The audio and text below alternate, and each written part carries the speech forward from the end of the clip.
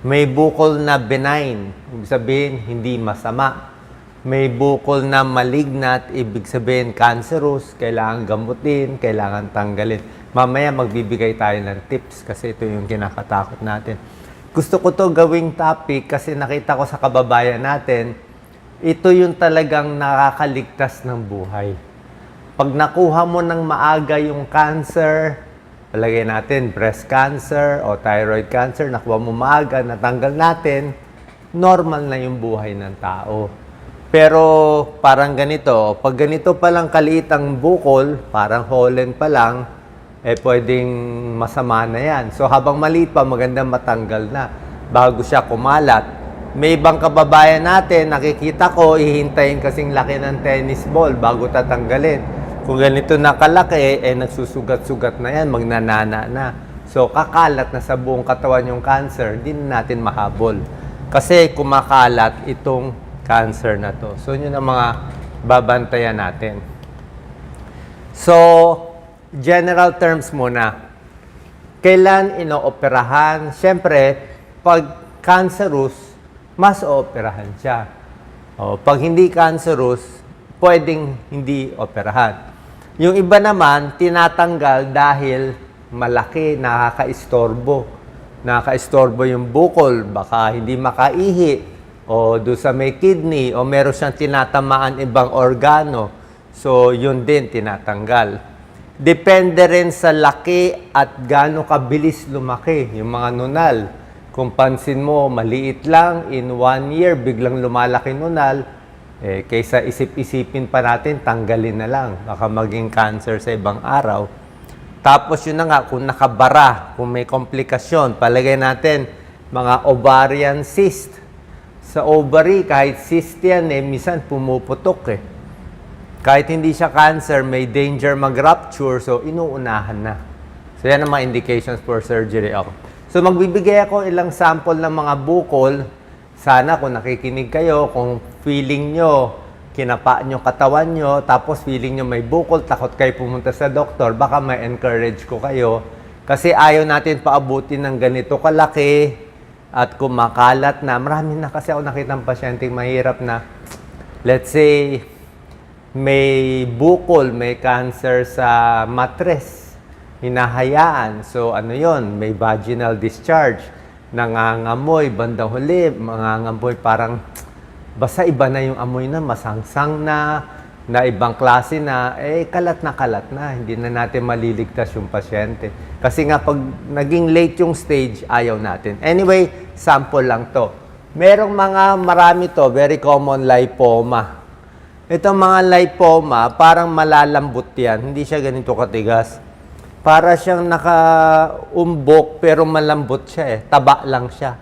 So kung meron kayong mga lipoma sa katawan, minsan sa likod, minsan dito, sa balat, walang diferensya dito. Pag sinabi ng surgeon, lipoma lang, pwede hayaan.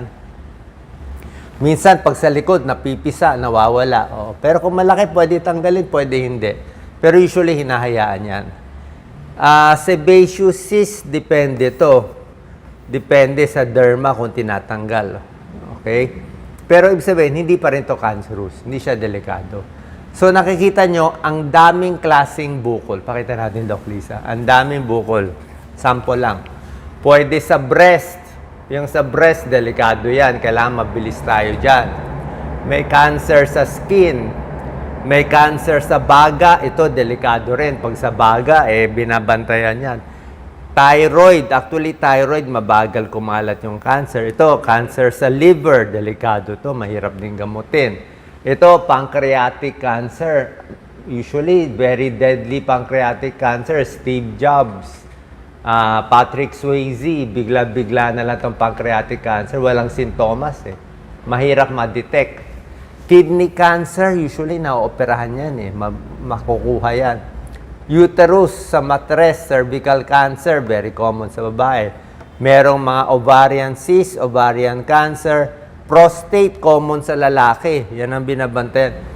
Pag babae, takot sa breast cancer, lalaki, takot sa prostate.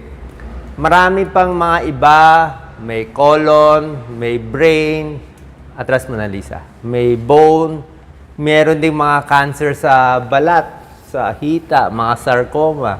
Tapos meron din sa kulani, may cancer sa kulani, mga Hodgkin's lymphoma. So, iba't iba. Sa Japan, stomach cancer, may bladder. Ito sa lalaki, testicular cancer. Sa itlog ng lalaki. Kaya, kinakapa din ng... Kung ang babae, kinakapa ang breast, ang lalaki, kinakapa yung itlog nila, yung balls nila. Kasi pag merong bilog-bilog na parang monggo na matigas, hindi po normal yon. Common din yan. Meron din cancer dito sa laway. Dito, may matigas. Basta ayaw mo siyang matigas. Okay? Ito very common, thyroid mass. Pwedeng goiter lang, nagagamot, pero pwedeng cancer pag matigas. Ang maganda lang sa thyroid cancer at prostate cancer, ang maganda dito, mabagal siya kumalat. Thyroid and prostate, mabagal kumalat, usually ilang years, may time ka pa maghabol. Makakahabol pa tayo. May oras pa. Sabi nga nila, kung talagang mapipili ang cancer, walang choice. Ito, mabagal-bagal, makahabol. Pag natanggal mo, usually, ligtas na for life. Cervical bukol sa leeg. Marami kulani. Ito, pakita natin. Pwede sa tuberculosis, maraming may TB, may infection sa tenga, sa ulo, nagkukulani yan, hindi yan cancer. Sipon, sore throat, tonsillitis, nagkakakulani. Pero, meron ding cancer dyan. Lalo na pag galing sa laway. Sabi ko nga, mga cervical, meron dito sa salivary gland. Pero usually, matigas yun. Nandito. So, basta matigas, ayaw natin yung matigas. Gusto natin malambot siya. Kaya pa-check nyo na maaga. Kasi mabilis lang to operahan. Kung may PhilHealth sa government hospital, kayang-kaya to. Kayang-kaya to. Hindi siya sobra mahal. O, konti lang gagastusin nyo. Pag nakahingi pa kayo ng tulong sa mayor nyo o sa politiko nyo, kamag-anak nyo, makakaya siya. Breast cancer, yan ang pinakadelikado sa babae. 10% na kababayan may breast cancer. Check lagi yung breast ng babae, usually sa gitna ng regla. Okay?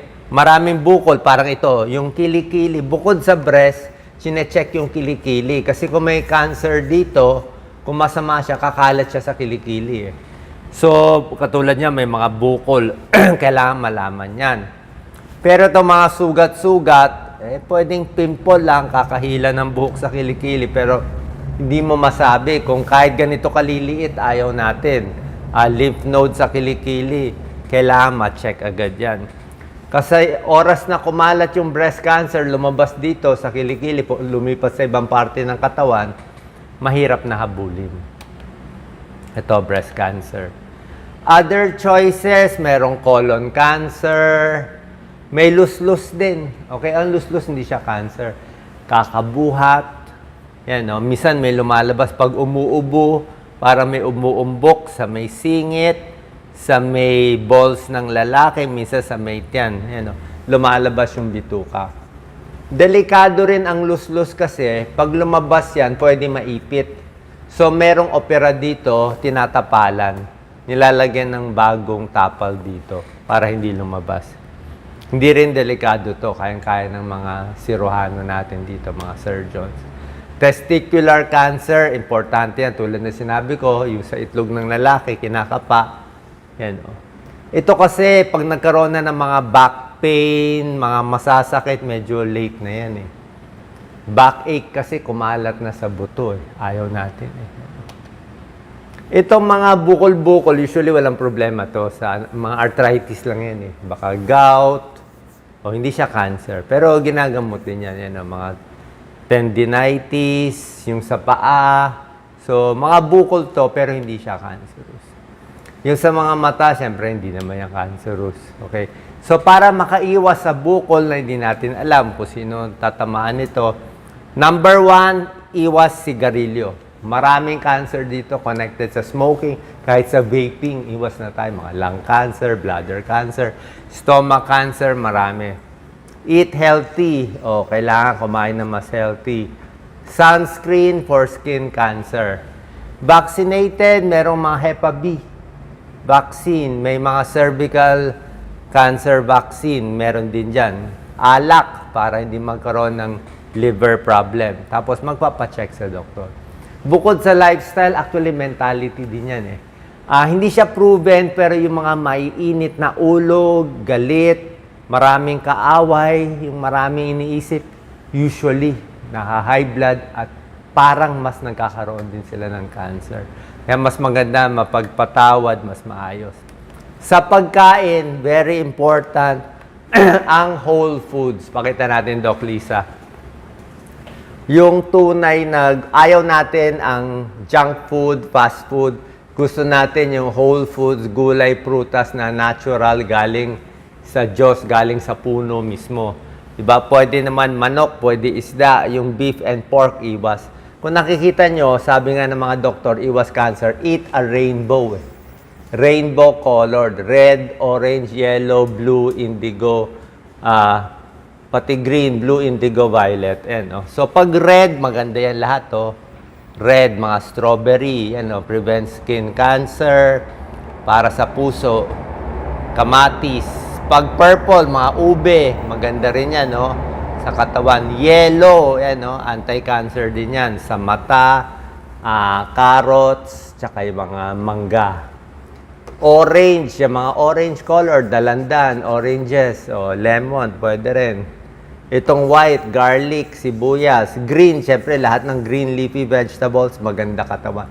Maganda sa katawan. So lahat po to, kung mahilig kayo sa shake, ako, umiinom ako ngayon ng apple carrot shake, may tulong po yan. Mga anti-cancer properties po to. So yun lang po magagawa natin.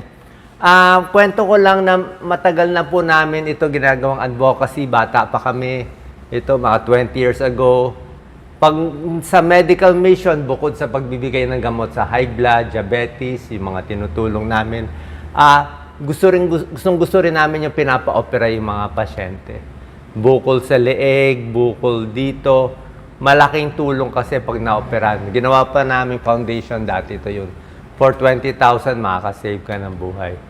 Ito yung mga bukol na mabilis operahan, kayang-kaya sa Pilipinas. Thyroid, neck, myoma, ovary, hernia, gallbladder. Yan po maganda. Life-saving. Lalo na to sa thyroid. Kung di kasi, pag hyperthyroid, baldado siya. Pag ganito sa leg, hindi siya makalulon. Paano siya magtatrabaho? Pag pina-opera mo, wala pang 1 week, 2 weeks, ano na siya? Normal life na. Kaya napakaganda itulong one life for mga... Pag may PhilHealth, mura lang. Baka halos libre na ngayon eh. Pipila lang tayo. Kaya pag umiikot kami, ngayon mabuti kasama namin itong Birch Tree Advance. Ito lang po yung tunay na tinutulungan namin product, Birch Tree Advance. Umiikot kami sa buong Pilipinas, nagbibigay ng libreng nutritional drink. Kausap ko kasi yung company ng Birch Tree Advance. Wala po ako nakukuha dito, tulong lang. Pero bukod sa health tips, lagi ko tinatanong yung mga tao na sino dyan may bukol. Kasi karamihan, may magtataas ng kamay siguro, mga 5-10. Sabi, may bukol ako dito. Usually, takot lang sila magpa-opera. Parang takot sila, baka mamatay, hayaan na lang, basta Diyos na lang. Kaya lang, bawat gising nila, palaki ng palaki yung bukol. Diba? Baka sa breast, baka sa tiyan, lalo na dito, marami dito. Pag kinakapa ko yung mga bukol, siguro mga 50% parang cancerous kasi matigas. So, sabi ko sa kanila, pa-operan nyo yan. Tutulungan natin, tutulong din naman yung mga local officials nyo. And hopefully, kulang lang sila sa yung gusto nila magpa-opera. Kaya kung nakikinig kayo, takot kayo, may vaginal discharge, alam nyo naman yung masama pakiramdam nyo Masama kutob nyo di ba? Parang may bukol, masama kutob nyo. Pa-check na natin sa doktor. Kasi kung masama, tanggalin na natin para mabuhay ng normal. Kung hindi naman cancerous benign, di-observe na lang. At least, alam natin. Kasi mahirap yung dala-dala natin sa buhay natin itong mga bukol-bukol na hindi natin alam kung anong mangyayari sa ibang araw. Okay? Sana po nakatulong itong video. Kung meron kayong mga bukol, punta kayo sa surgeon nyo, punta kayo sa OB nyo. Baka itong sa video na to, makaligtas tayo ng ilang buhay. Salamat.